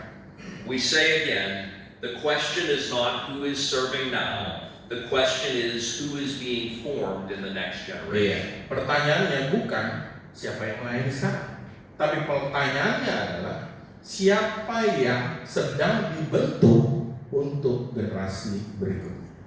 If we want the next generation to serve Christ faithfully, then we must do more than speak about the need. Iya. Kalau kita ingin generasi berikutnya melayani Kristus dengan setia di gereja kita, maka kita harus melakukan lebih dari sekedar ngomong atau bicara saja mengenai kebutuhan itu di dalam jemaat.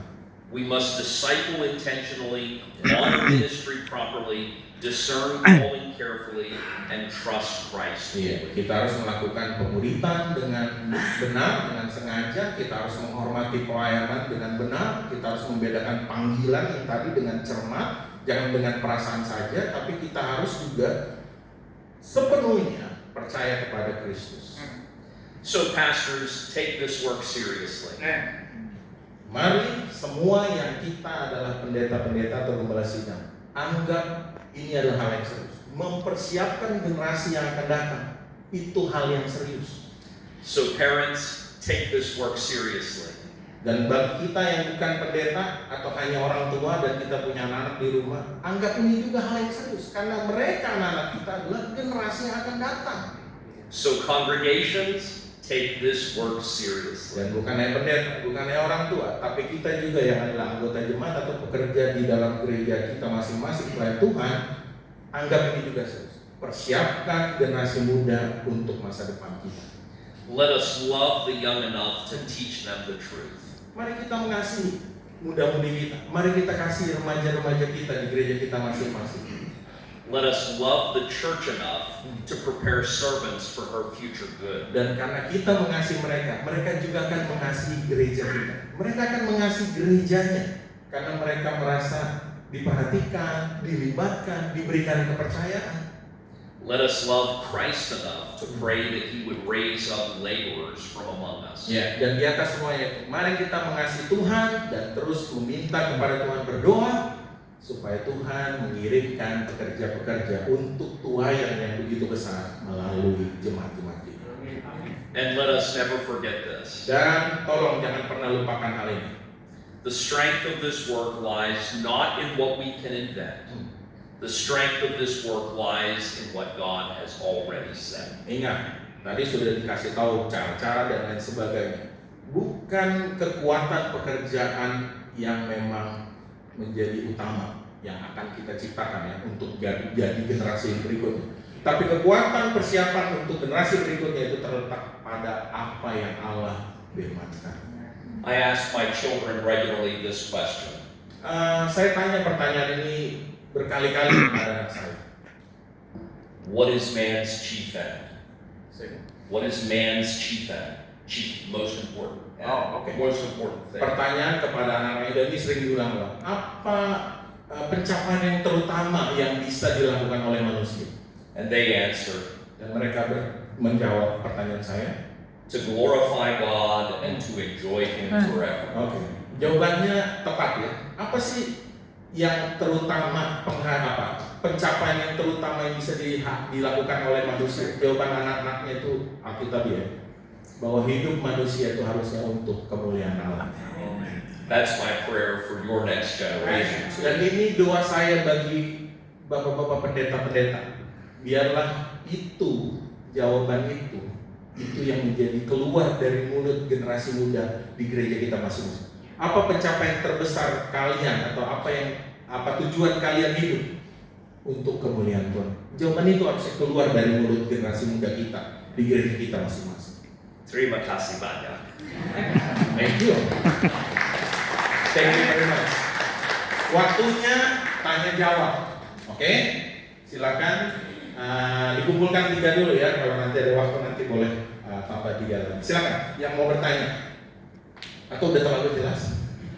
Silakan yang mau bertanya. Mari sebutkan nama dan dari gereja mana. Mari silakan. Maju aja. Atau Hey, is somebody translating him for me? Iya. Yes. Ayo silakan. Ayo boleh deh ngomong aja langsung. Saya dari GPI Shalom Korea. Yes, member of Christians. Okay. Oke, saya mau bertanya mengenai yang saya ikut di pelajaran tadi. Dalam pelayanan itu ada 3 hal. Tuhan pertama, keluarga, baru gereja. Nah, kalau pertanyaan saya, bagaimana seorang hamba Tuhan itu kelihatannya berhasil dalam jemaat, tapi anak Jadi bagaimana hamba Tuhan dalam satu jemaat itu kelihatannya berhasil, tetapi keluarganya sendiri jauh dari Tuhan. Apakah hamba Tuhan itu gagal atau gimana? According to your explanation about the perspective, loving, like the first to love Jesus, second your family, and then the third is church. He said there's an example. How about if the pastor success in the ministry, but the family far from God? What is the Explanation. There's not an explanation to that. That's an unfortunate reality. Sebenarnya nggak bisa dijelaskan. Itu kenyataan yang tidak menguntungkan. Dan itu terjadi, betul. Setuju. Karena itu kan pasti pengalaman kan, atau ada faktanya kan. yeah? Some pastors get so into the work, they forget the importance of their family. Iya. Banyak. Ini fakta ya. Pasti. Is it in America also? Right? Yeah, oh yeah. Di Amerika juga itu fakta. Banyak pendeta yang fokus dengan pelayanan, begitu aktif dalam pelayanan, tapi diabaikan keluarganya. My pastor growing up, Iya. Pendetanya itu, pendeta bapak ini sebelum dia jadi pendetanya itu bertumbuh. has a daughter that is charismatic, Pentecostal, and a son who is an atheist. Pendeta bapak ini sebelumnya itu punya anak yang memang ada 2 ya. Satu ibadahnya bukan di gerejanya bapak ini, ya. Dan yang satunya lebih parah, nggak kenal Tuhan atau nggak percaya Tuhan, ateis. Anak pendeta loh. Itu parah ya. Unfortunately, he cared more about us than he did his own children. Dan faktanya itu terjadi karena pendetanya bapak ini lebih peduli jemaat daripada peduli anak. Akhirnya keluarganya berantakan atau anaknya begitu. But that's not what God demands of his servants. Tapi itu bukan yang Tuhan mau dari pelayannya. Yang Tuhan mau tahu prioritas. Nomor 1 Tuhan, nomor 2 keluarga, dan nomor 3 jemaat. And it has to be not just 3, it has to be wife before kids. Nah, itu tadi tuh. Bahkan sebenarnya bukan 3. Yesus, keluarga atau jemaat. Tapi Yesus pertama, nomor 2 istri. If he has a wife. He has a wife. If he has a wife. If he has a wife. Yeah. Well, I hope if he has kids, he has a wife. Iya, urutannya Put gitu. him in ministry. Urutannya kalau sudah ada anak dan sudah ada istri. Tapi kan kalau misalnya nggak ada istri atau belum menikah atau belum punya anak kan nomor 1 tetap Tuhan. Ya, kemudian mungkin keluarga terdekatnya baru jemaat kan gitu. Tapi kalau sudah lengkap nomor 1 Yesus, kedua istri, ketiga anak, keempat baru jemaat. Itu urutannya, hanya gitu. Does that answer? Ya saya itu memuaskan ya, pertanyaannya bisa terjawab gitu. Baik, yang tadi Pak Danang silakan. Ada pertanyaan lagi silakan. Here comes the microphone. Agak kuat Pak ya. Iya ya, kasih mic-nya cepat. Jadi dari yang tadi disampaikan memang ada satu hal yang ingin saya tanyakan, yaitu mengenai mempercayakan pelayanan kita dengan terus yang tetap mengajar. Nah, saya ingin mungkin bisa ada penjelasan mengenai cakap mengajar itu dalam hal apakah ada batasan-batasan atau spesifikasi, karena kan kalau kita tahu kemampuan seseorang mungkin di dalam menyampaikan pengajaran, terutama dalam teknik-teknik atau gayanya dia, apakah itu menjadi sesuatu yang penting untuk seseorang kita melihat, oh ini bagus tapi kok susah mengajar orang lain, kayaknya pengajarannya gayanya seperti itu. Ya itu aja pertanyaan saya. Terima kasih. Pak. He's talking about able to teach others as a standard. Do you know what is the standard of a man that we can say that he is able to teach others also? Then we can you as a pastor or the church will believe, oh, will become the pastor, the next pastor. The standard of able to teach others. So, let me put it to you this way. Oke, ini Bapak ini mau jelaskan seperti ini caranya. Not all teachers are pastors. Dengarin ya. Tidak semua guru adalah pendeta. But all pastors are teachers. Tidak semua guru adalah pendeta.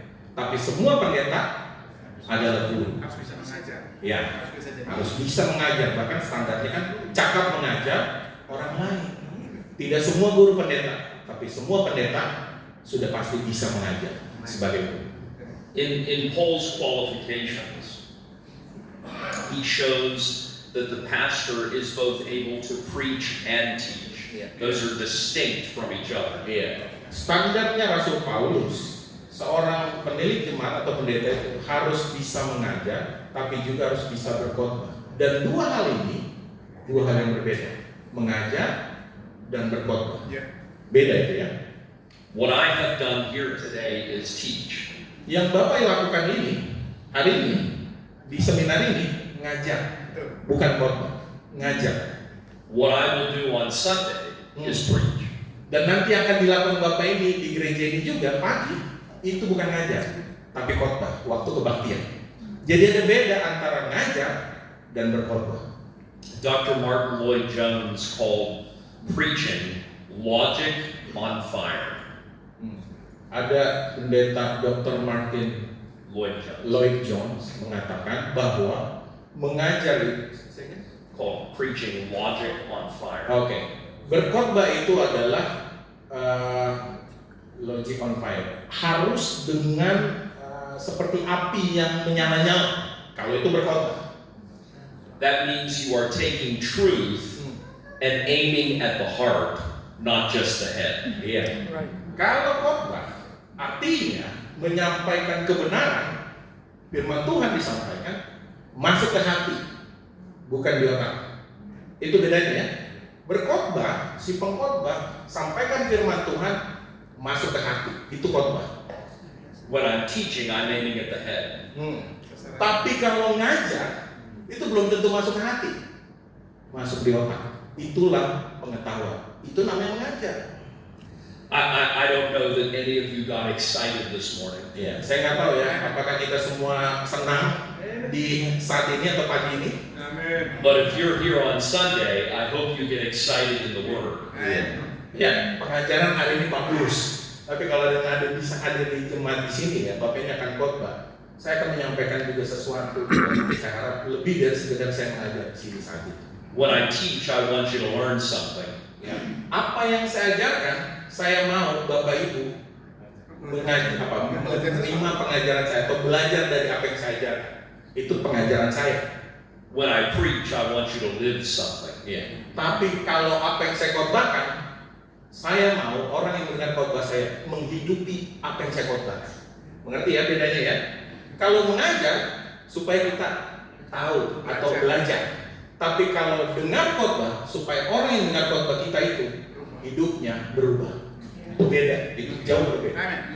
Jelas ya? Itu beda antara khotbah dan mengajar. Jadi cakap mengajar itu standarnya Pak. Oke. Jadi Pak Eka, ya. jadi pertanyaan saya lanjutkannya. Ya. Kan pertanyaannya Pak Danang ialah bagaimana mengetahui si A, si B, si C bisa khotbah atau hanya ngajar aja?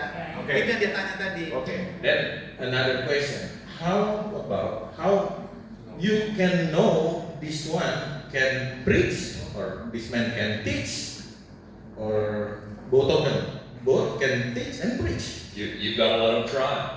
Harus izinkan mereka atau kasih kesempatan mereka untuk mencoba. Yes, yes. Bagaimana kita tahu dia bisa mengajar atau enggak kalau kita nggak pernah kasih kesempatan dong? Betul ya? Kasih dia kesempatan, kasih dia mimbar. Kalau memang dia bisa khotbah, tapi baiknya sebelum kita kasih mimbar di gereja kita dengarkan dulu dia latihan khotbah, Pak. Kalau menurut saya sebegitu. Ya. Iya. My first sermon stunk. Oke. Can I Khotbah. translate? It was bad. Iya. Khotbah It was not Bapak bagus. yang pertama kali parah kan? Khotbahnya parah. Tidak lancar. Ya. But the Lord put a fire in me to preach. Tapi Allah atau Tuhan Yesus itu seperti taruh api. Bukannya setelah dibilang habis khotbahnya jelek, justru itu seperti ada rangsangan yang untuk diperbaiki dan jadi lebih baik lagi nanti. I have preached over 3,000 sermons since then. Ya, sejak umur 16, dari sejak saya pertama kali khotbah umur 16, saya sudah 3.000 kali lebih berkhotbah. And I hope each one gets better.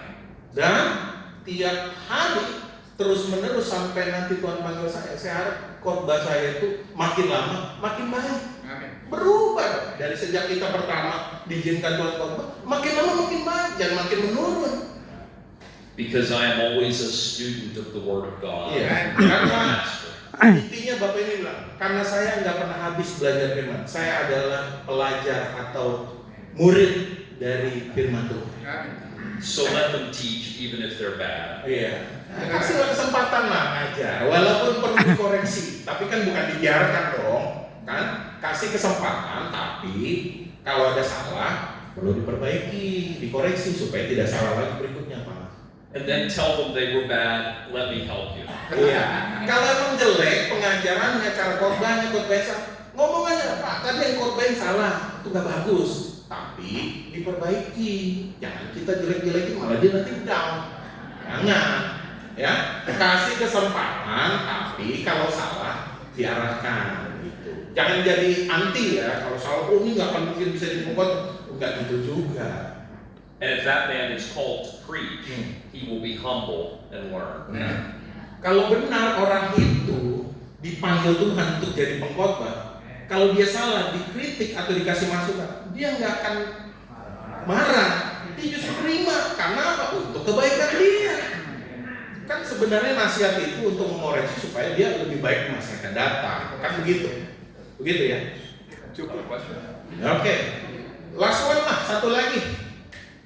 Oke, ada dua, boleh lah, karena ini ibu-ibu juga. Three questions. Yes. Oke, silakan Reci, dengan cepat yuk.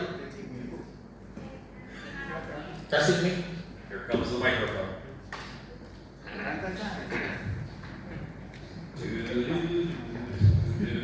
Baik, terima kasih untuk kesempatannya yang saya terima. Pertanyaan saya ini, bagaimana solusi seorang pendeta dalam mengalami atau menghadapi kemunduran anak-anak remaja? Bahkan anak-anak remaja itu lebih aktif di gereja yang lain selain dari pemuritan. Ada hal yang lain atau objek yang lain untuk merangkul kembali anak-anak remaja itu. Terima kasih. Well, here's the problem here in Indonesia. The young people not only come to our church, they go also to another church. And what is the solution if it is happen? How we try to make our young people stay in our church? The importance is teaching church membership. Ingat, yang terutama mengajar anggota jemaat kita. When you become a part of a church, you belong to it. Iya. Kalau anak remaja kita itu sudah jadi anggota jemaat, tanamkan di pikiran mereka sudah jadi anggota di sini atau di tempat di mana dia sudah jadi anggota. Dia harus punya rasa memiliki. Oh, saya adanya di sini, saya ini anggota saya di sini, nggak kemana-mana. Harusnya gitu. When I got married to Stacy, I said I belonged to her and no other woman. Ingat, waktu Bapak ini menikah dengan Ibu Stacy, dia sudah bilang kepada istri, saya milikmu, saya bukan milik perempuan lain. When you say you belong to a church, you belong to it and no other church. Ya. Dan kalau kita ajarkan kepada remaja muda-mudi kita yang sudah jadi anggota dan mengatakan kamu sudah jadi anggota di sini, hanya di sini, nggak ada di tempat lain. Dan jangan ke tempat lain. Jelas ya? Seperti pernikahan aja, kalau sudah satu istri, ya satu istri. Jangan lagi istri yang lain atau perempuan yang lain. And the only reason to leave a church is if there is a biblical failure in that church. Ingat ini semua nih buat kita. Boleh anggota jemaat kita tinggalkan gereja kita kalau gereja kita sudah keluar dari kebenaran firman Tuhan. Silakan pergi ke gereja yang lebih alkitabiah.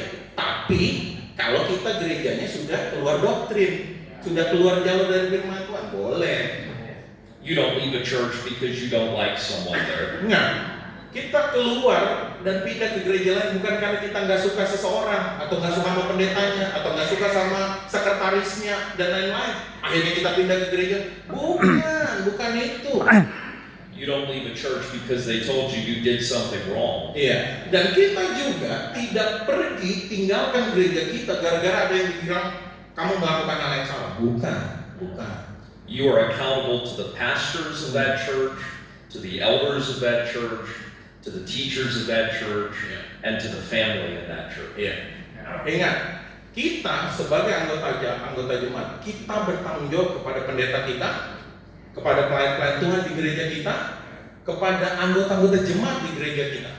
Ingat itu. And if that doesn't work, dan kalau tadi yang sudah disampaikan itu nggak ampuh, nggak terjadi, beat them with a stick. Beat them with a stick. Pukul ke jemaat. Kalau yang tadi udah dibilang masih nggak ngaruh juga, pukul aja. And don't listen to the last part. Bercanda ya, nggak boleh keras kita nggak boleh fisik sama anggota jemaat. Cuma maksudnya, ya harusnya kalau orangnya mengerti firman Tuhan ya, dinasihati ya cukup lah, ya. Oke, cukup ya. Ibu terakhir, silakan Ibu yang di belakang. Mari Ibu, silakan. Oke. Nama saya Iya. Ibu Evi. Ya, silakan. Saya dari GBI, Ya. Dental Indonesia. Ya kan? Saya mau tanya begini. Masalahnya sekarang kan banyak anak-anak muda nih di luar sana bahkan di gereja. Kebanyakan anak muda ini kan suka bergaul sama sesamanya ya. Ya ketika mereka memilih gereja pun ternyata suka kebawa teman gitu. Dan bahkan sekarang itu kan banyak pendeta-pendeta muda yang dipakai Tuhan yang menjadi idola buat mereka. Jadi ketika mereka mengidolakan seseorang, mereka dan komunitasnya ingin ikut ke sana gitu. Kenapa? Saya pernah ngobrol misalnya dengan anak saya. Kenapa kamu itu mengidolakan pendeta itu? Dia bilang, oh pendeta itu jadi berkat buat kami, buat teman-teman saya misalnya. Kami masuk di gereja yang semua isinya tua-tua aja, gitu ya. Jadi kayaknya menurut mereka enggak pas gitu. Ya jadi kebetulan anak saya kan pindah tempat ya. Dulu gereja sama saya, tapi karena jauh di Bekasi, saya bilang kalian cari gereja yang dekat di sana, gitu. Dan ternyata anak saya memilih gitu. Ternyata dia bilang ada satu temannya yang bawa dia satu ke gereja, tapi isinya orang tua semua. Nah, menurut mereka satu temannya bilang, ini mah nggak selevelan kita kita nggak ngerti dah. Dia perlu berdoa lama, gitu ya. Jadi banyak penilaian anak-anak muda yang menurut mereka ini tidak sesuai dengan hati mereka, gitu ya. Jadi gimana cara ngatasinnya ini ya? Oke, baik, terima kasih. He said her experience about her child that moved to another city, and then her child meet another young people, and then when the young people brought her child to one church, and he feels why so many old people? I cannot enjoy. It's like they are not in my batch. We are different. Then her question is how to handle that kind of problems. I'm particularly skilled in this. Iya. Bapak ini sepertinya ada pengalaman khusus untuk hal ini. Because I pastor old people. Kenapa? Karena Bapak ini menjadi pendeta, anggota jemaatnya kebanyakan lansia atau orang tua. Jadi pengalaman penting. And my kids go to a church filled with old people. Iya, dan anak-anaknya Bapak ini pergi ke gereja yang memang isinya banyak orang-orang tua. And those old people have taught my children how to hunt and fish and carve and work and do productive things. Iya. Tapi yang uniknya di gereja Bapak ini di mana banyak orang tua, justru orang-orang tua itu ngajarin anak-anaknya Bapak ini untuk berburu, untuk hal-hal outdoor, untuk misalnya anak-anaknya perempuan mancing atau bukan perempuan mancing, tapi anak-anaknya itu kayak masak. Dan intinya orang-orang tua di gereja itu justru mengayomi, mengajak, bukan apa ya kayak sendiri-sendiri. Nanti dia kumpulnya sama yang tua, yang muda sama yang muda. Itu memang jadi berjarak antara orang tua dan generasi muda. Itu yang bikin anak muda juga jadi nggak nyaman. Tapi kalau misalnya yang tua-tua di gereja itu misalnya mendekati, ramah, mengajarkan hal-hal yang produktif, dan itu yang diajarkan kepada anak-anaknya, kalau menurut Bapak ini nggak ada masalah. Anak-anak muda tetap bisa enjoy berjemaat dengan orang-orang yang jauh lebih tua. Sepanjang yang tua itu mengayomi, dan yang muda itu juga nggak takut juga dengan orang tua atau nggak mau bergaul dengan orang tua, nggak ada masalah sebenarnya. Nah itu kembali kepada ya bagaimana si pemimpin memanage atau mengatur anggota jemaatnya yang tua tetap merangkul yang muda dengan segala macam mungkin keahlian dari yang si orang tua itu. So my kids love old people. Iya, itulah sebabnya akhirnya anak-anaknya yang masih muda aja tetap mengasihi orang-orang tua, tetap sayang sama orang-orang tua, nggak ada masalah jadinya. Tinggal bagaimana yang tua tetap merangkul, tetap mengajak, ya, atau mengajarkan sesuatu yang menjadi hal positif bagi yang muda, supaya yang muda itu jangan merasa canggung atau merasa wah saya nggak bisa bergaul nih, orangnya orang tua semua nih. Foolishness is bound up in the heart of a child, Right. Proverbs says. Iya, sebenarnya kebodohan itu ada di hati anak-anak atau anak-anak muda. So why would I want my children to hang around more fools? Iya. Hang around. Iya. Be around. You know, Oke, tadi kan sudah disebutkan, karena memang menurut firman Tuhan kan kebodohan itu ada pada anak-anak. Yeah. Tapi kalau anak-anak justru bergaul sama orang tua, apa yang terjadi? Dia justru jadi bijak. Tapi kalau bergaulnya sama-sama anak-anak, bodoh dan bodoh jadi makin bodoh. Itu betul loh, benar. Tapi kalau memang bergaulnya sama orang yang justru bijaksana, pintar, apalagi dia banyak keahlian, ya itu kan dikatakan firman Tuhan kan, besi menajamkan besi. Nah itu kan kembali aja. Dan di Amsal juga dikatakan jangan bergaul dengan orang yang lekas rusak, supaya kita jangan menjadi biasa dengan tingkah lakunya. Siapa anak kita berteman? Kalau yang berteman dengan orang yang punya pengaruh positif, ya positif dia. Tapi kalau bergaulnya dengan yang negatif, ya karena negatif juga dia. So that's part of teaching the next generation. Ya, itu bagian juga dari mengajar persiapan untuk generasi yang akan datang. Jangan abaikan orang tua Bu, di gereja, karena mereka punya banyak pengalaman, banyak hal-hal yang positif yang bisa diturunkan ke generasi muda. Amin ya, cukup ya. Itu fakta, kalau misalnya. Baik. Jadi karena memang waktunya sudah hampir mendekati jam 1 dan kita juga sudah dengarkan banyak pelajaran dari Bapak ini, mungkin the last word saja, say something as a conclusion. Something. Ya, closing statement. Something. Ya. You said say something. So I Something. Bercanda kamu nih. thank you for letting me come. Oke, terima kasih untuk mengizinkan saya bisa datang di sini. Thank you for your patience through the translation. Iya, terima kasih untuk kesabarannya mendengarkan terjemahan dari apa yang Bapak sampaikan. And I am praying for you. Saya berdoa untuk Bapak Ibu semua supaya. Let me give you one of my favorite passages of scripture, and you can just read it. Iya, Bapak ini punya ayat favorit dan mau bagikan untuk kita semua. In the book of Jude, you get to pick the chapter, whatever chapter you want, the book of Jude. Iya. Judas. Bukan kitab Yudas. Gak ada ayat, gak ada masalah lain kecuali satu pasal. Yudas 1 atau Yudas saja, sama aja. Verses 24 and 25. Iya. Ayat 24 dan 25 Yudas 24-25. Demikian firman Tuhan. Saya baca TB1 ya. Ini ada di layar. Bagi Dia yang berkuasa menjaga supaya jangan kamu tersandung, dan yang membawa kamu dengan tak bernoda dan penuh kegembiraan di hadapan kemuliaan Allah yang Esa, Juru Selamat kita oleh Yesus Kristus Tuhan kita. Bagi Dia adalah kemuliaan, kebesaran, kekuatan, dan kuasa sebelum segala abad dan sekarang dan sampai selama-lamanya. Amin.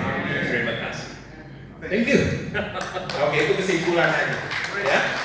Baik, kita akan berdoa sebelum kita menikmati makan siang, dan sebelum kita bubar, minta tolong kita mau foto bersama. Ya. Nanti berdoa, foto bersama. Nanti kita sebelah kita ada makan siang.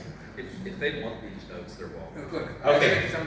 Baik, nanti saya akan serahkan ini atau saya akan kirimkan di WA group.